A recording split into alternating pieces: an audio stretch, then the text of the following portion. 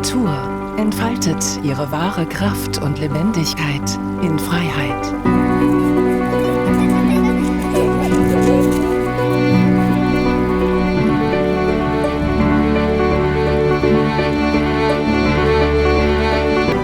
Wer versucht, sie einzusperren oder zu kontrollieren, nimmt ihr nicht nur ihre Schönheit, sondern auch ihr Leben.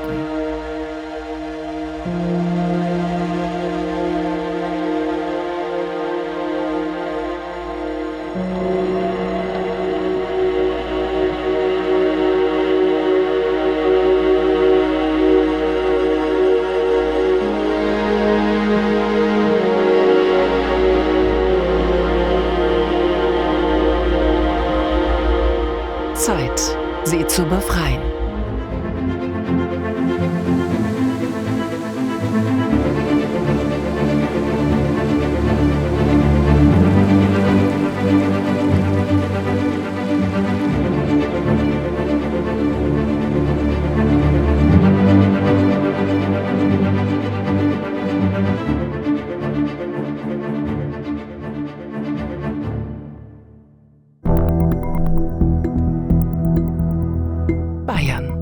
Ein Land der Berge und Flüsse. Hier, inmitten der malerischen Landschaften, entfalten sich unsere Flüsse zu wahren Lebensadern. Doch viele von ihnen haben im Laufe der Zeit durch menschliche Eingriffe ihre natürliche Schönheit und Vielfalt verloren. Rund 56.000 Querbauwerke unterbrechen aktuell den durchgängigen Lauf des Wassers. Neben den Sohlschwellen und Abstürzen sind es besonders rund 6.600 Wehre, die die Flusslebensräume stark beeinträchtigen. Und viele haben keinerlei Funktion mehr. Diese Anlagen unterbrechen den natürlichen Flussverlauf und stören die Wanderwege von Fischen und anderen Wasserlebewesen. Nur 4% dieser Wehre sind für Fische durchgängig, 12% mangelhaft durchgängig und ganze 84% sind überhaupt nicht durchgängig. Rund 900 Wehre sind als baufällig eingestuft. Viele Betreiber kleinerer Wasserkraftanlagen scheuen die hohen Kosten für den Bau von Fischtreppen oder andere Alternativen, weil der Gewinn aus der Anlage ohnehin so gering ist. In Wiedingen im Ostallgäu befindet sich eines der 3 vom WWF prämierten Leuchtturmprojekte, der 25 Kilometer lange Hühnerbach. Das alte Mühlenwehr ist hier längst nicht mehr für die Stromversorgung des kleinen Ortes zuständig.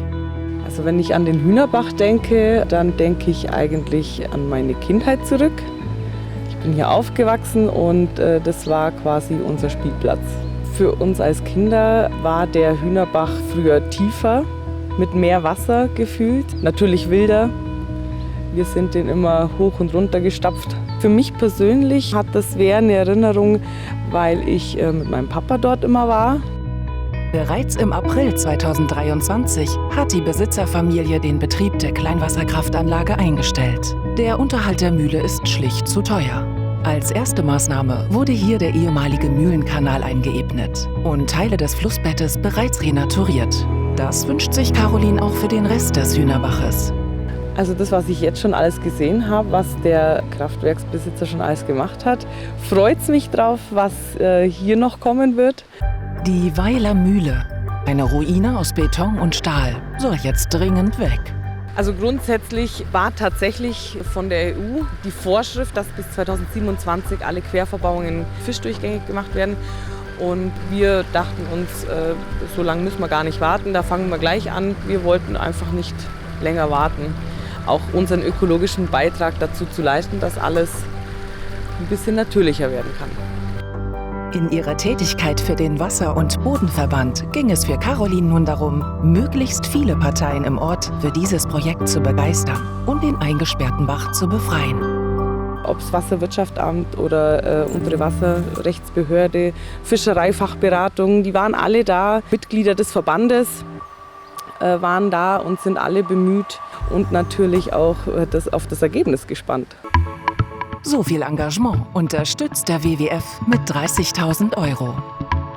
Wir haben ja den Zuschuss vom WWF bekommen, diesen Gewinn, wo uns unglaublich weiterhilft. Da sind wir überglücklich, dass wir das bekommen haben und es wird uns immer bewusster, dass wir damit viel mehr Möglichkeiten haben und viel schöner auch alles machen können. Also mir hat das total Spaß gemacht, das dann so entwickeln zu sehen. Also am Anfang der unbezwingbare Berg, der jetzt keiner mehr ist. Die Finanzierung zum Wehrrückbau am Hühnerbach steht. Nun gilt es für Caroline, alle Genehmigungsverfahren abzuwarten, bis hier endlich die Bagger anrollen können. Bald soll hier der Bach wieder frei und durchgängig fließen und damit auch der Fischbestand wieder zunehmen. Die vielen Wehre und Abstürze in den bayerischen Flüssen sorgen dafür, dass viele Fischarten ihre Laichplätze stromaufwärts nicht mehr erreichen können. Die Veränderung der natürlichen Flussdynamik beeinflusst den Wasserhaushalt und die Selbstreinigungskräfte der Gewässer negativ. Die flusstypischen Arten nehmen ab und viele Spezies sind in ihrem Bestand gefährdet. Nur 18% der als natürlich eingestuften Flüsse in Bayern erzielen einen guten oder sehr guten ökologischen Zustand. Renaturierungsmaßnahmen wie die Schaffung von Fischtreppen, die Anlage von Umgehungsgerinnen oder die Beseitigung von Wehren und Sohlschwellen können dazu beitragen, die ökologische Vielfalt dieser Lebensräume zu verbessern.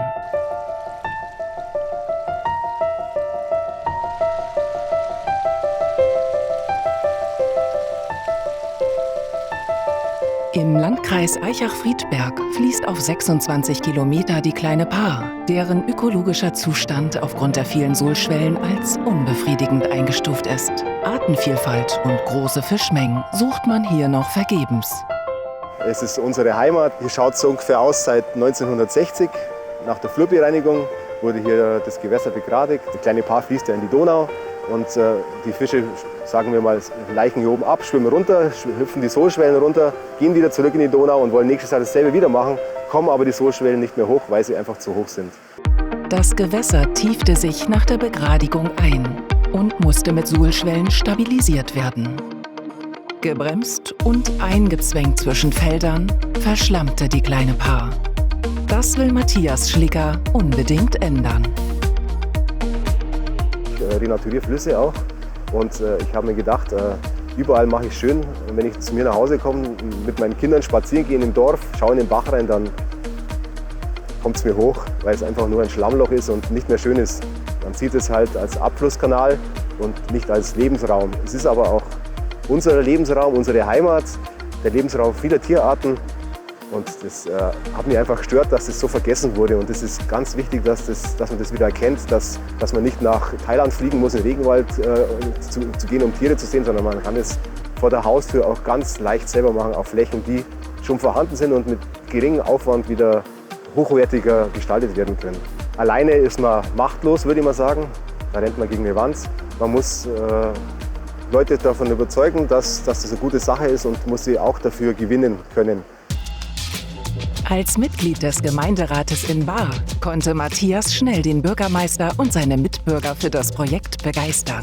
Zusammen mit der Nachbargemeinde Holzheim wurden so bereits 17 Sohlschwellen eingeebnet und durchgängig gemacht.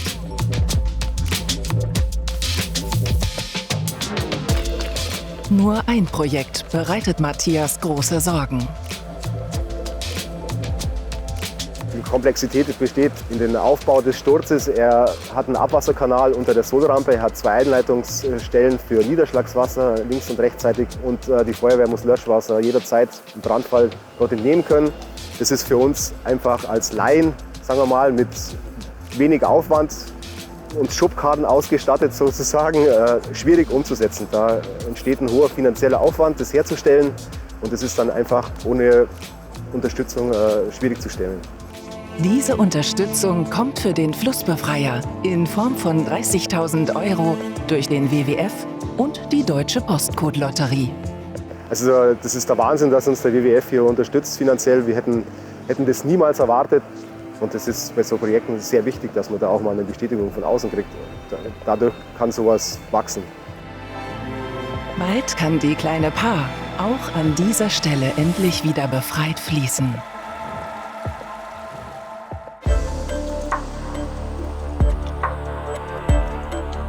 Im Landkreis Bayreuth finden wir die 3. Flussbefreierin an der Pegnitz. einem klassischen Mittelgebirgsfluss in Franken. Südlich der Stadtgrenze verhindert ein ökologisch nicht durchgängiges Wehr den Lauf des 113 Kilometer langen Flusses. Das Wehr hatte noch vor Jahrzehnten den Ortsteil Hammerbühl mit Wasser versorgt, hat aber längst ausgedient. Die Pegnitz, die entspringt ja in dem Ort, in dem ich auch lebe, und das ist einfach so ein Bestandteil in unserer Stadt. Und ich schätze es sehr, am Fluss zu sein. Man hört es schön rauschen und das wirkt erstmal sehr lebendig, aber wenn man näher hingeht, sieht man einfach, dass das Wasser oberhalb der Wehranlage sich aufstaut. Und gerade auch im Sommer reicht das Wasser oft gar nicht mehr aus, dass es über diese Kante fließen kann. Und dadurch sieht es einfach sehr trübe, sehr tot aus und ja, ist kein guter Lebensraum. Auch wenn hier noch Fische leben, wird der ökologische Zustand als mäßig eingestuft. Also der Zündfunke, um da anzupacken, war tatsächlich das Main-Fluss-Filmfestival. Da waren viele tolle Filmbeiträge dabei, unter anderem eben auch der Bericht vom WWF, von den Flussbefreiungen. Und da wurde auch ausgelobt, dass man sich beteiligen kann, dass man Wehre einreichen kann, die befreit werden könnten. Und dann bin ich eben mit unserem Heimatpfleger losgezogen, ja, weil ich gleich an dieses Wehr denken musste, weil es sich eben hier aufstaut. Ein Stückchen oberhalb wird auch noch die Kläranlage eingespeist. Und diese Wehranlage, die hat ihren Zweck erfüllt, die wird lange, lange nicht mehr gebraucht. Und ich finde, dann kann die auch wieder weg und man kann der Natur das Stückchen wieder zurückgeben, das man ihr genommen hat, als es dringend notwendig war.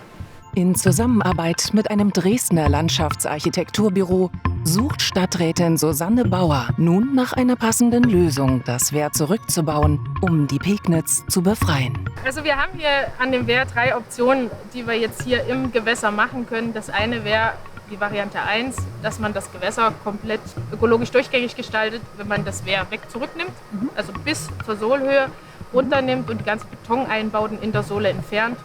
Der Rückbau erweist sich schwieriger als zunächst vermutet. Schwieriger ist tatsächlich jetzt mit den Behörden diese ganzen Schritte zu gehen, dass auch die Gutachten passieren, weil hier nah dran die Bahnlinie ist und es da möglicherweise Hürden gibt. Also konkret die nächsten Schritte sind, dass zunächst die Firma, die mit dem Wehrrückbau beauftragt ist, diese 3 Varianten vorstellt und einreicht. Ich fürchte, man muss noch ein bisschen Geduld mitbringen.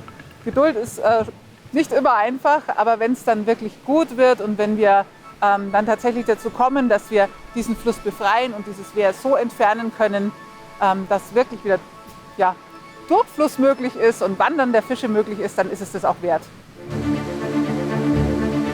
Von Hürden lässt sich Susanne nicht aufhalten. Und der Gewinn als Flussbefreierin unterstützt sie dabei.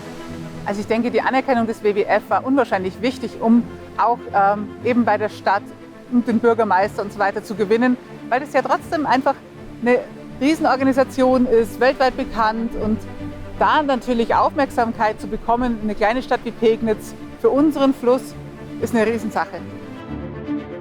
Bis es an der Pegnitz wieder so lebendig und artenreich sprudelt, dauert es also noch etwas. Am Hühnerbach im Ostallgäu hingegen sind endlich die Bagger angerollt und haben das alte Mühlenwehr in wenigen Tagen abgerissen. Flussbefreierin Caroline Friedberger ist überglücklich. Ich bin unglaublich erleichtert, dass es jetzt endlich losgeht. Auf den Tag fiebert man natürlich hin und dass alles so, was man so organisiert hat, einfach läuft.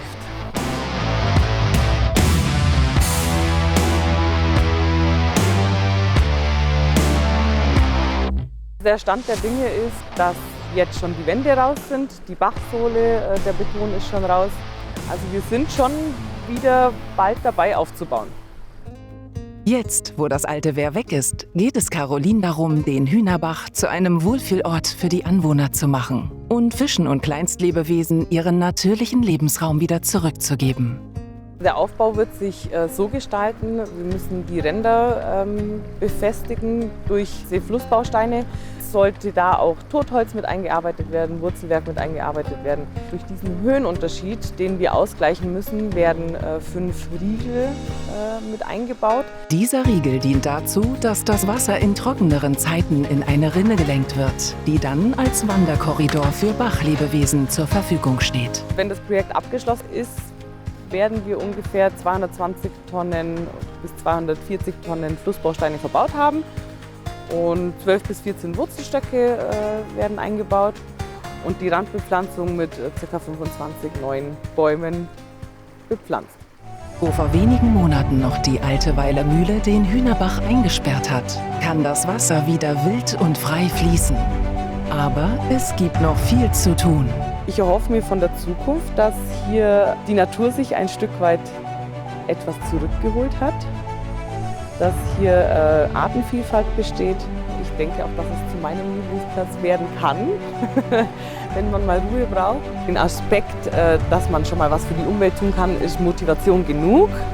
Allerdings, ganz persönlich gesprochen, jeder kann alles schaffen, wenn man sich offen dem Thema gegenüberstellt. Das kann jeder. Das Engagement von Caroline Friedberger hier am Hühnerbach zeigt, wie mit viel Herz und Liebe zur Natur Dinge verändert werden können.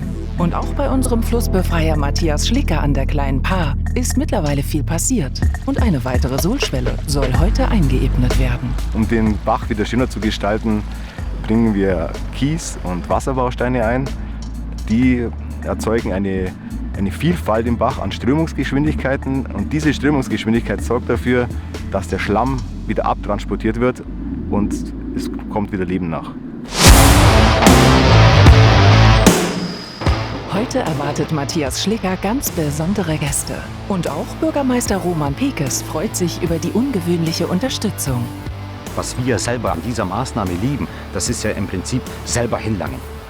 Und das hat dem WWF gefallen und gefällt ihm auch heute, dass die sagen, wir wollen dabei sein.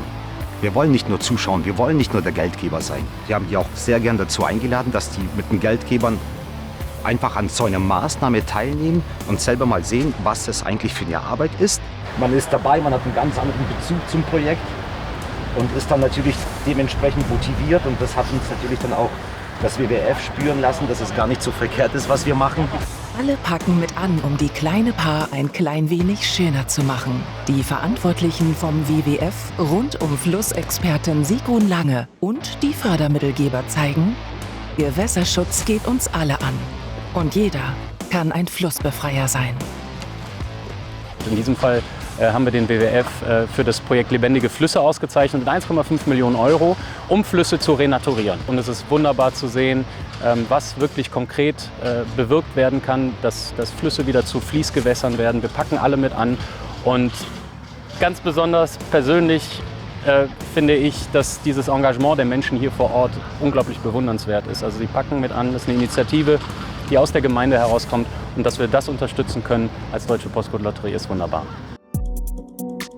Und die 30.000 Euro Siegprämie für den Umbau des großen Absturzes sind ebenfalls gut eingesetzt.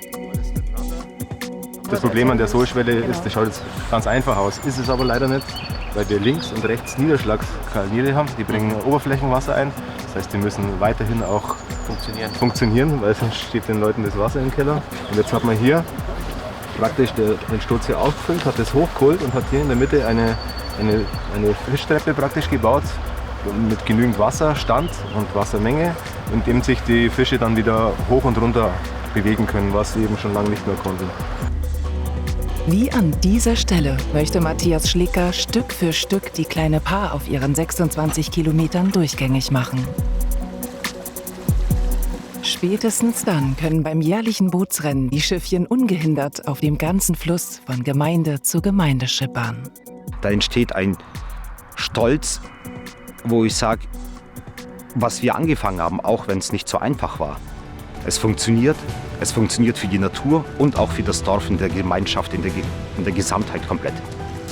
Bis alle Flüsse und Bäche Bayerns so frei fließen dürfen, vergeht sicher noch einige Zeit. Aber die WWF-Flussbefreier haben die Ärmel hochgekrempelt und damit in ihrer Heimat für mehr Gewässerschutz, Artenvielfalt und Lebensqualität gesorgt.